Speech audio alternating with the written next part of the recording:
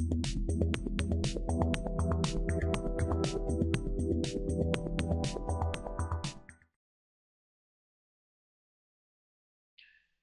my name is Trent. I'll be taking you through the basics of wiring this keypad.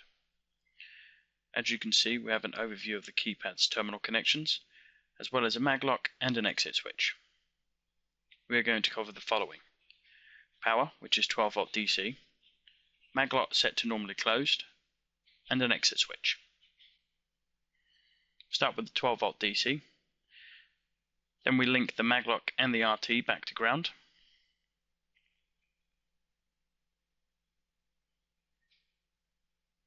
Now we take the mag lock to the NC and then common back to 12 volts.